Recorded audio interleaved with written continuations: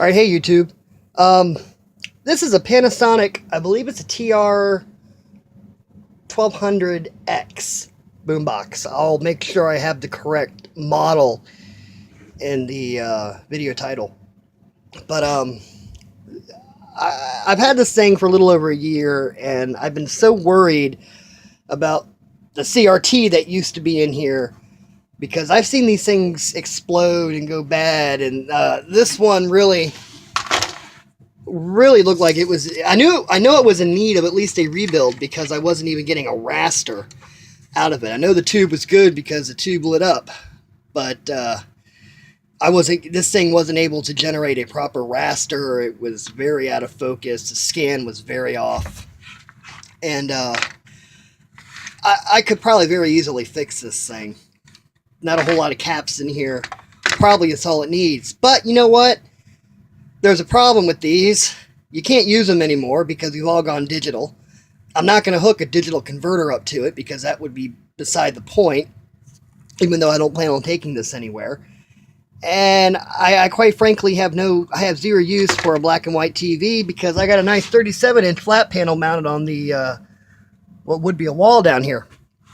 So I decided it would be in my best interest to just pull the chassis out and get rid of it and not have to worry about it. Would also reduce some of the weight in this thing. But there was a problem. I was able to get in here and get the chassis out okay. But after I did so, of course I had to cut some wires in doing so. And the reason I'm showing these is this is the important part of the whole story. I had to cut these wires to get it out of here. And I didn't have a schematic. I didn't know at the time what they did, other than they were providing power to the TV chassis. So I took this thing out, put it back together, plugged it in, nothing. I probed around, I got all my voltages, I kind of put it aside and said, that's it, I'll figure it out at another time.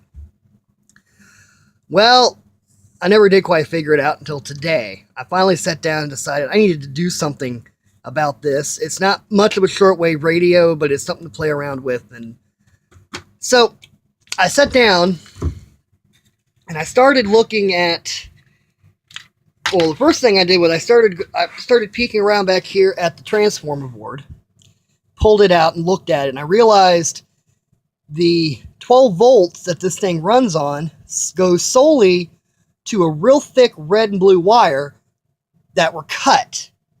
Where those red and blue wires go that were cut? Oh, they went up to here, into the chassis.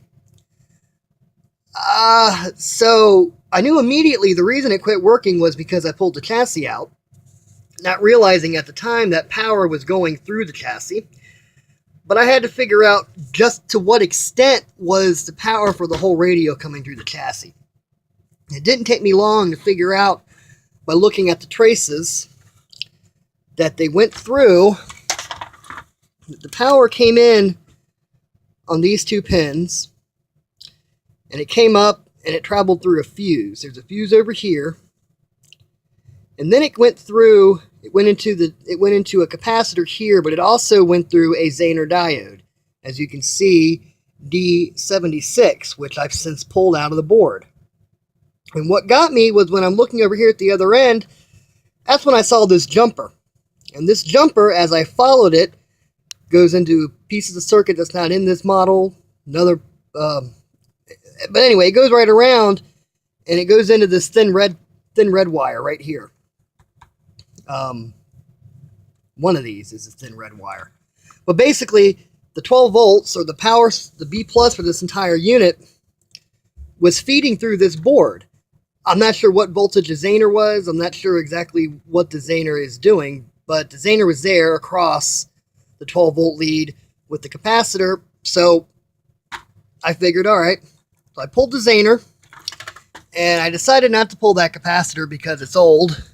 In fact, I'm going to just throw that on the floor. And you can see back here, you can see the fix I did.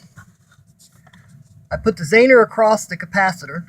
This is a brand new capacitor, by the way. This is a 50 volt at 10,000 microfarad. The original was a 3,300 microfarad at 35 volts, so this is easily 3 times the capacitance value, but it's only a power filtering cap. And I'm dealing with some pretty hefty solid state diodes, so it's not like on a tube unit where you're going to worry about blowing out your rectifiers. So that's basically all I did. I connected the two red wires together that were going to the chassis, the TV chassis, and the black, gray, and blue wires connect together to the negative side, and that's it. That was all I needed from the TV chassis to get this radio working again. I can't believe I missed that the first time I took it apart, but, you know, I made assumptions without having a schematic, so sometimes that stuff happens. The important part is I was able to figure it out without a schematic, and it works. Such as it is, it does work. It's noisy as hell.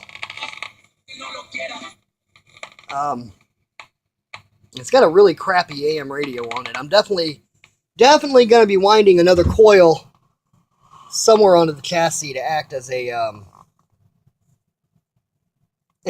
coupling for an external antenna. The shortwave I'm going to figure out. I think I can couple that directly into where the bar antenna used to go.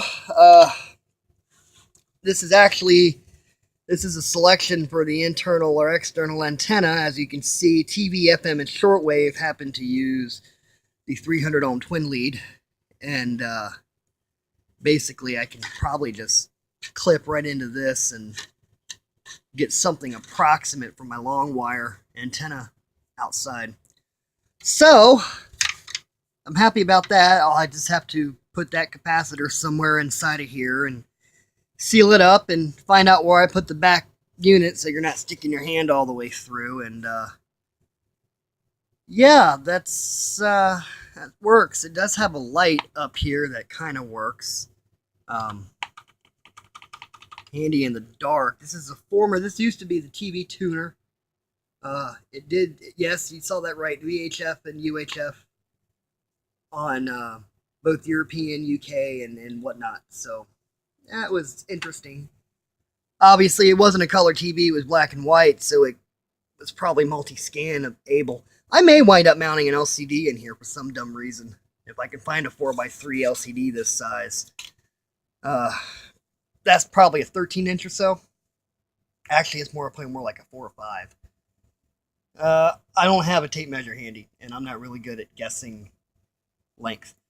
So anyway, there you go. If you have one of these and you want to take the TV chassis out, just remember there's a zener diode and a capacitor on that board where the power leads are wire wrapped to it. You need to make sure you pull those and connect those up somewhere inside the radio. Otherwise, you're not getting any power anywhere. So from another project, somewhat out of the way, I really need to rebuild this thing, but I'm not going to. It's not going to be a serious radio, and mostly I'm just trying to get it working so that other people who come down here can use it without worrying about getting blown up. So anyway, I am out of here. I'm going to clear off some space, hook a shortwave antenna up to this thing, and find out just what it'll pick up tonight. So you guys have a good evening, and thank you for watching. I promise I will get the video of my long wire antenna up sometime. I don't like doing video editing. I haven't done any in a while, so it's going to be interesting. So, take care.